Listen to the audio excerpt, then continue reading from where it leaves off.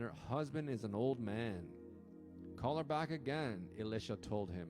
When the woman returned, Elisha said to her as he stood in the doorway, next year at this time you will be holding a son in your arms. No, my lord, she cried. Oh, man of God, don't deceive me and get my hopes up like that. But sure enough, the woman soon became pregnant. And at that time, the following year, she had a son, just as Elisha had said. One day when her child was older, he went out to help his father, who was working with the harvesters. Suddenly he cried out, my head hurts, my head hurts. His father said to one of the servants, carry him home to his mother. So the servant took him home, and the mother held him on her lap. But around noontime, he died. Imagine that. She didn't even ask for the son. She obviously desired to have a son.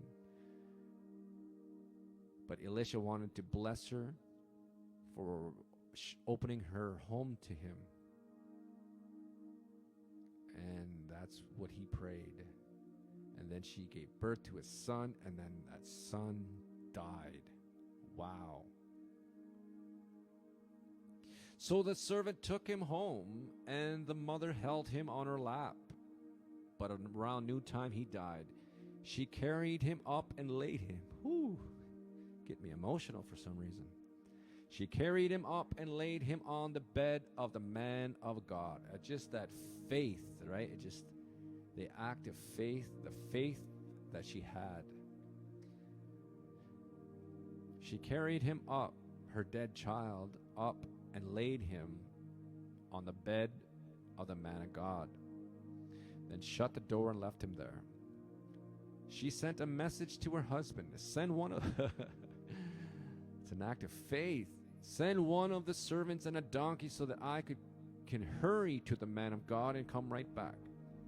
Why go today? Her husband asked. It is neither a new moon festival nor a Sabbath. But she said, it will be all right. She sent a message to her husband. Send one of it's an act of faith. Send one of the servants and a donkey so that I can hurry to the man of God and come right back. Why go today? Her husband asked. It is neither a new moon festival nor a Sabbath. But she said, it will be all right. All is well. So she saddled the donkey and said to the servant, hurry, don't slow down unless I tell you. As she approached the man of God at Mount Carmel, Elisha saw her in the distance. He said to Gehazi, look, the woman from Shunem is coming. Run out to meet her and ask her, is everything all right with you, your husband, and your child? Yes, the woman told Gehazi, everything is fine, all is well. Even though her son was dead, she said, all is well. But when she came to the man of God at the mountain, she fell to the ground before him and caught hold of his feet, a sign of desperation. Gehazi began to push her away, but the man of God said, leave her alone. She is deeply troubled. But the Lord has not told me what it is. Then she said, did I ask you for a son, my Lord? And didn't I say, don't deceive me and get my hopes up? Oh, I read that. Gehazi hurried on ahead and laid the staff on the child's face, but nothing happened. There was no sign of life. He returned to meet Elisha and told him the child is still dead.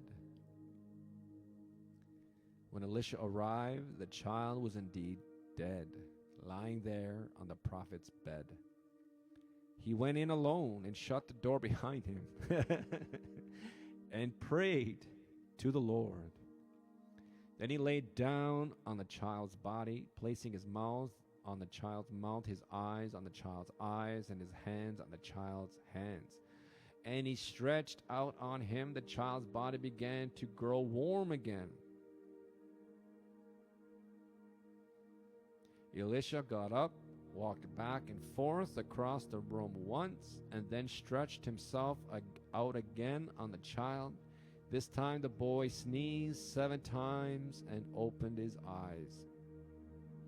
Wow, the faith not only of the woman who had faith in the man of God, and the man of God, Elisha, had faith in God, even though the child was dead, even though the rod being put on the child didn't resurrect the child, and even though the first time the prophet laid on the child, he didn't lose faith, and he did it again.